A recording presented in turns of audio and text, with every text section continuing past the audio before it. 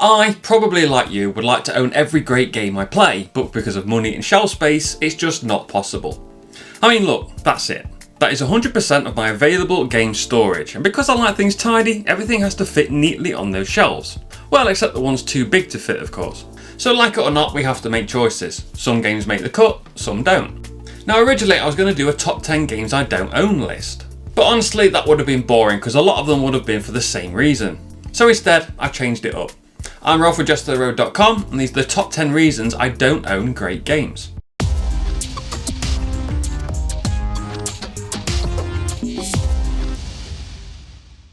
So what's a great game anyway? For me, it's any game I really enjoy. One I'd love to play given the perfect conditions, the right group, the right time, the right vibe. Now before we dive into the actual top 10, here's a list of categories that didn't quite make the cut. Games that put me off with their price tags. Yes, I know I have more expensive games behind me, I get the irony. Games that need a persistent group, which I never managed to get. Games that are 2-player only and I tend not to arrange 2-player sessions. Games with better or more convenient app versions, so I just play those instead. And games so massive or heavy they're basically a logistics puzzle. Before we get onto the list, you could be a great person by hitting subscribe and then let me know in the comments. What's the best game you don't own and why? Number 10. Games that probably won't get played so I don't bother bringing them. I used to enthusiastically go to every single game night I was invited to. Weekends, weeknights, even after work in rush hour traffic. Every time. What I didn't realise back then was it was too much. Call it FOMO, call it the excitement to play new games, or just the urge to hang out with people I'm socially obliged to call friends. It was wearing me down. It wasn't good for me and honestly, it made me miserable.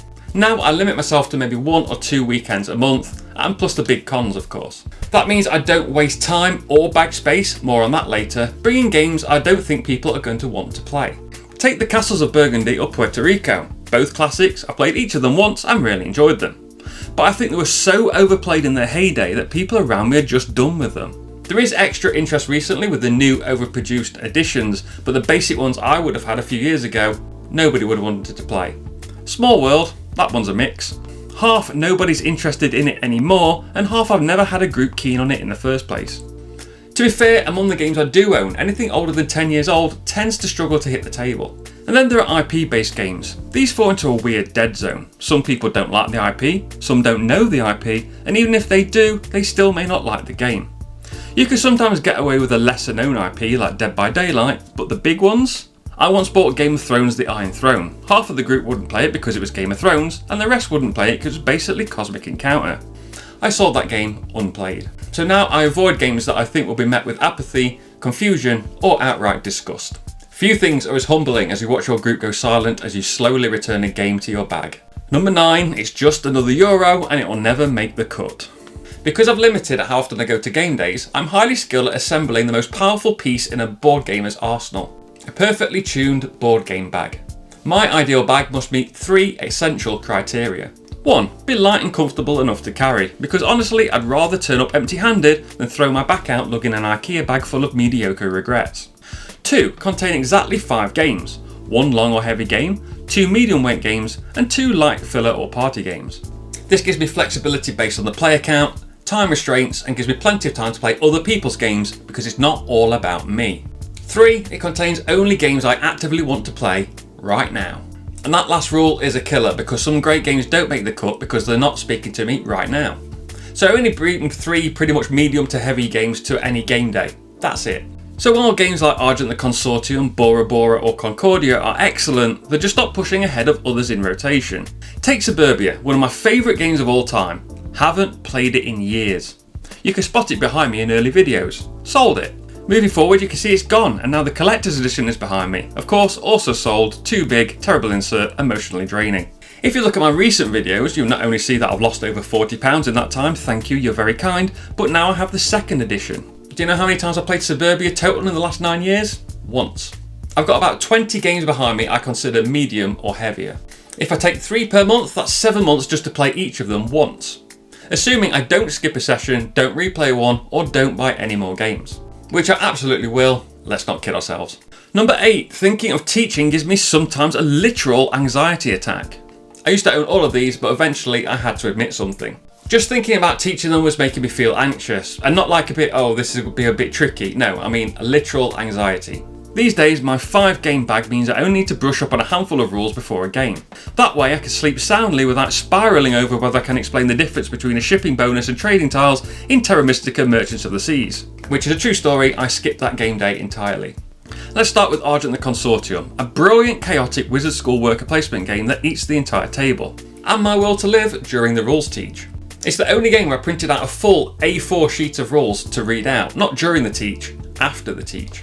This is because they don't fit into the game's teaching flow, they aren't intuitive, and they aren't on any of the game's components. But you still need to know them to play the game properly.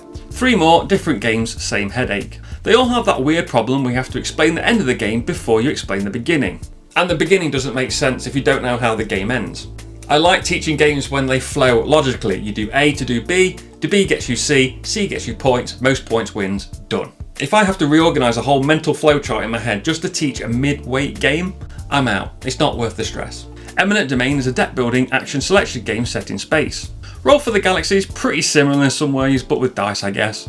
And then there's Matai, which is a nightmare to teach and I will never do that again.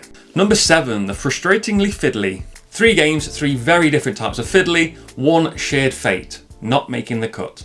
We've already covered Argent the Consortium, an incredible game, horrendous rules teach. Small World is more of a physical Fiddley, not bad Fiddley, just mildly annoying. All those tokens, all those boards, all those races and powers constantly swapping in and out. Yes, it's petty, but there's a fantastic app version that does it all for you, so I'm not dragging 600 cardboard bits to a game day. Then there's Celestia, a charming little bluffing game where you're trying to travel as far as you can on an airship. Use cards to dodge obstacles, maybe push your luck, maybe shove someone out the ship. Light, fun, quick, except the timing. Some of the cards can only be played in response to specific things, which means the game grinds to a halt every round while people figure out whether they're not allowed to play a thing. Now you can't play an ejection card now because the captain's just said that they haven't got the cards to play, and for God's sake, captain, give people time to play the bloody cards! And calm. It's a light game that needs heavy rule enforcement, and that's where I check out. If I have to babysit timing windows in a 20-minute filler, you're not getting near my bag. Number 6, games that require players' full and fair participation. So Celestia, again, we've already covered the timing bit, players need to slow down, that's all.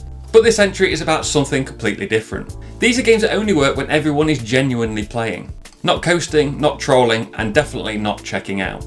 Archipelago, a long, heavy negotiation and economy game, and one of the few where a player can tank the whole game if they're not going to win, just out of spite. Some might call it tactical, but you need to think of it thematically. You're basically dooming everyone to be slaughtered by a native uprising just because you're not quite the richest person on the island. Not worth it. Then there's Om Nom Nom, a brilliant little bluff double bluff game with some serious tension under the hood. But it falls apart if people just shrug and play randomly. Which is the whole point. If you play randomly, no one else can play tactically. You've removed the game from the game. At this point, we might as well replace you with a shuffled deck of cards and an empty chair. And calm. Look, some games rely on reading the table, anticipating behaviour, negotiation and bluffing. If one person's not playing properly because they've checked out or they don't get it or they're just salty, it removes the game part from the rest of the people trying to play the game. So if that game needs everyone to be engaged the whole time and people aren't, then it's not coming in my game bag. Number 5, games that are far too stressful to be fun. Some games are tense, strategic, competitive, and some games are just pure stress wrapped in cardboard. Please don't take that action I was about to do. Please don't start a riot and ruin the game because you're behind. Please don't take that one resource I need for my one secret objective. Please don't target me because I'm winning. Please don't take that planet. I literally just reshuffled the deck for that. Please don't take the last slice of cake. I've been saving up for 2 turns. Please don't outbid me on that tile. That's the entire foundation of my engine. Please leave me alone. Please leave me alone. Please leave me alone. I don't play board games to feel like I'm being hunted for sport. 4. I've played these to death and can't take them anymore. Some games are evergreen classics. Some games are like chewing gum, great at first and then after 200 plays they go a bit tasteless. These are the latter.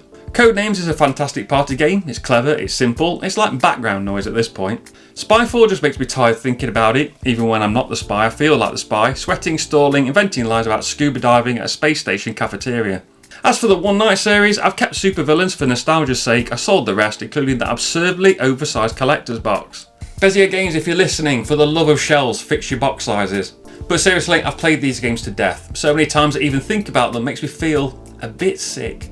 Honestly, I don't feel good about talking about them anymore. Let's move on. Number 3, the scoring is just plain unfair. There are lots of ways to win a game. Strategy, planning, clever play all the way through. Or there is blind luck. That last one, that's the deal breaker. In Bruges, you're collecting Belgians, housing them, managing rats, avoiding fires, digging canals. You know, classic weekend in Belgium activities. These little people have jobs that give you powers or points. If you happen to draw one early that gives you direction, like bonus points for canals or income every turn, great, you've got a plan. But that draw, completely random. And when someone starts off with a really good synergy and you draw Jan the Unemployed and a house full of rats, it stinks a bit. Then there's Keyflower. You're playing 3 perfectly nice seasons, slowly building up resources and tiles thinking you've got a good little engine going. Then winter hits and bam, your randomly drawn scoring tiles just happen to reward exactly the stuff Tim has been hoarding by accident. It's like, cool, I spent 90 minutes building a careful network of tiles and Tim collected rocks because he liked rocks. And now he's the mayor. Don't get me wrong, a little chaos can be fun. But in mid to heavy Euros where I've only got time to play 3 of these a month, you've got to earn your keep. My game bag is a sacred space. If your scoring system makes it feel like I've been mugged by a spreadsheet wearing a random number generator as a hat, you're not coming with me. Not today, not ever. Number 2, ain't nobody got time for that. This is where crafting that perfect elite tier game bag really comes into play.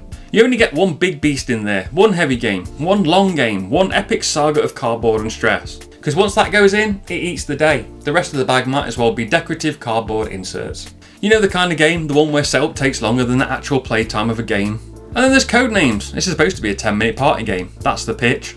But somehow, once at a game day, we had a game of Codenames that lasted 90 minutes. 90 minutes. And just when I thought it was finally over, somebody said, "Can I be the spy master now?" And everyone was like, "Yeah, sure." And even I was like, "Yeah, sure," on the outside, and I smiled politely. But on the inside, I was planning my own disappearance. Now, don't get me wrong, Dominant Species and Rubal 3rd Edition are excellent games. Beautiful, deep, satisfying. They also require more commitment than some relationships I've had. But if I'm only ever packing one of these games into my bag, these are only ever going to be the bridesmaids, never the bride. Argent the Consortium, Archipelago, same story. They're just too long, too dense, or too likely to derail the flow of a casual game day. So I'm not packing or learning the night before a game that's going to last 4 or more hours, just in case somebody wants to try it. Time is precious, and so is my back. We're running a tight ship here. No bloated epics allowed, unless you're wearing a crown and your name is Twilight Imperium 4th Edition, which still isn't coming. Number 1, other games do the same thing, but better. These are all good games, really. But the cold truth is, in a collection like mine with limited shelf space, limited bag space, and limited time to be alive, something's got to give.